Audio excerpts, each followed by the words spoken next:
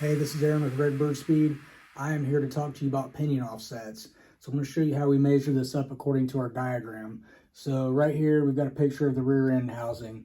As you can see right here, this is the yoke. So this is where your drive shaft is going to hook up. So that right there, that is going to be the pinion nut. So that is going to be the very center of the pinion. So let's draw a couple figures on here that go with our spec sheet.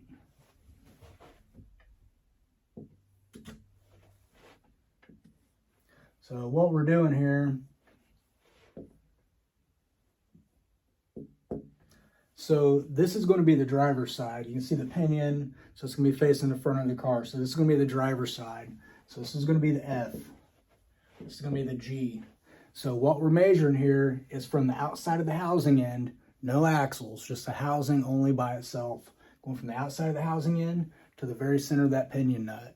So if you've got a 9-inch or you got something sitting around, drop a center section on that 9-inch so you can take this dimension. You don't have to have it all bolted up. Just just set it on there to take the measurements. Go from the center of that nut to the outside of the housing end.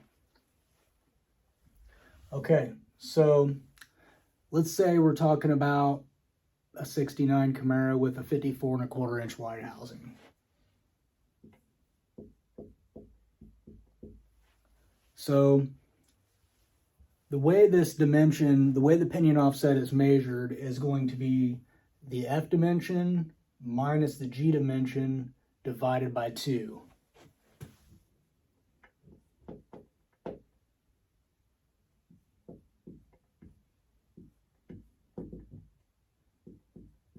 So F minus G divided by 2 equals pinion offset. So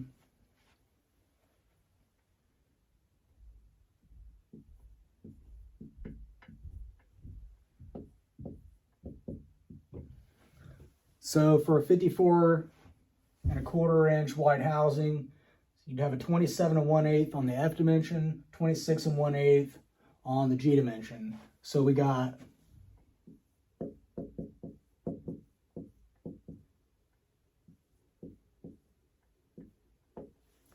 27 1/8 minus 26 1/8. That equals 1 inches divided by 2 equals a 1/2-inch pinion offset. So that's going to be stock for like a Camaro, Chevelle, Nova, S10, C10, a Fox body Mustang. There's a lot of vehicles with equal length axles and a 1/2-inch pinion offset. So that's kind of going to be a very common example.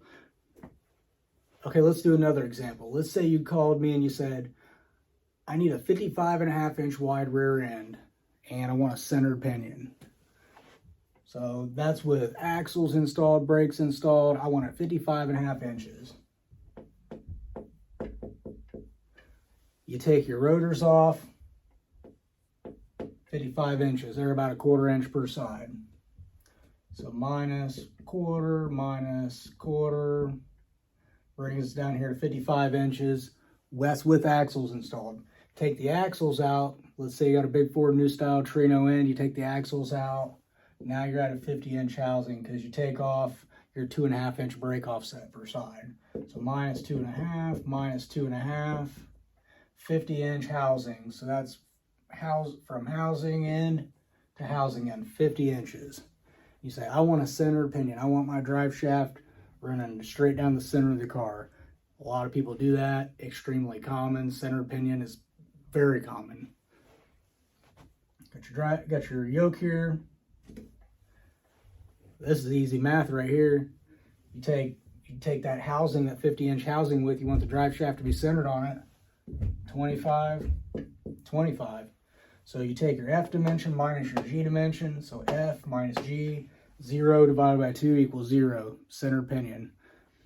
One little thing I'll say about pinion offsets, the F dimension is almost always going to be bigger than the G dimension. Very rarely, maybe like in like a Dana 60 or something like that, you might have an F dimension that's smaller than a G dimension, but almost always, that F dimension is going to be bigger than the G dimension. Very rarely is it not. So anyway, F dimension, driver side, G dimension, passenger side. That is extremely important. So when you're taking that measurement, Make sure the F is driver, G is passenger. But we talked a little bit about the 1/2 inch offset on a GM application like 10 bolt, 12 bolt, Camaro, Chevelle Nova, S10, C10, Fox Body Mustang, something like that. Center pinion like a custom car, like a race car. So if you have any questions on this, we got a diagram on the website. I'll link it up for you. If you want to talk about it, give us a call, 260-301-2424. We'll be happy to answer any questions for you. Definitely better. I like to measure twice, cut once, do it right the first time. So if you have any questions on this, don't be afraid to reach out. Thanks for checking in. Appreciate you watching the video. We appreciate your support. Thanks for listening. Have a good day.